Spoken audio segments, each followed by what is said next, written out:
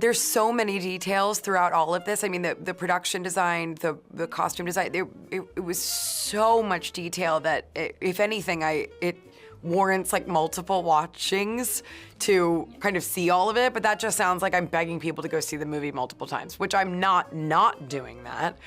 But there is a vagina light switch in the brothel that I love.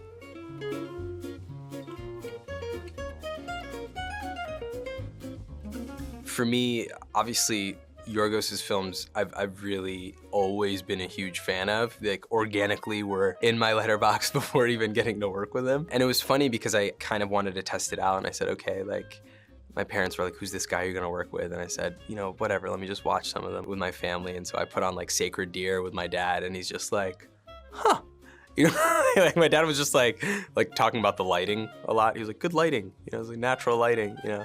I was just really fascinated by the way that he can kind of reframe what relationships look like on screen. He brings that subconscious hum that a dynamic might have between two people into the forefront. And so sometimes things just feel really uncomfortable or feel really odd, or they almost feel like they don't make sense in this way that real life dynamics are like that, where two people are talking about a lot of stuff, but they're actually talking about nothing, or they're talking about something totally different. Yorgos takes that nothing or takes that different thing and really puts it up front.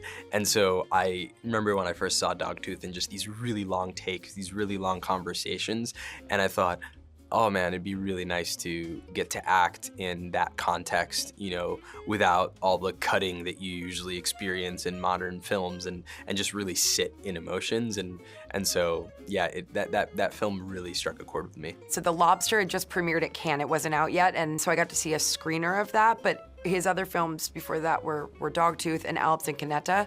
So I saw all of those. I think Dogtooth was really deeply affecting, but I loved all of them. You know, his work kind of spoke to me in a new way. I was in rehearsals for La La Land when I met him, and it was just a different sort of place in my life, and his work was really speaking to me, and I really fell in love with The Favorite and wanted to work with him, and then it's kind of been that way ever since. We've just made our 4th project together, and hopefully there will be more.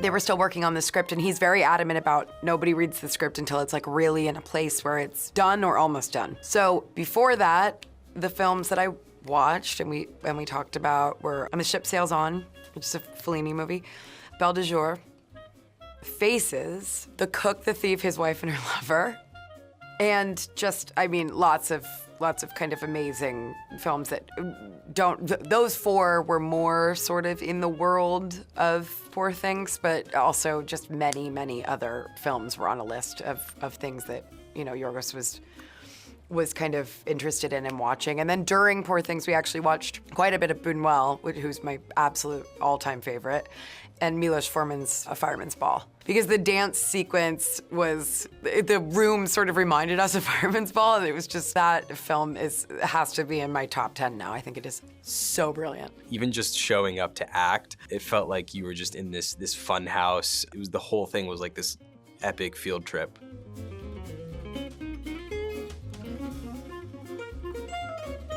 Oh, are you kidding? I love Letterboxd. You'll never find my account. It's incredibly secret. I don't even let my friends know because I don't want them to know.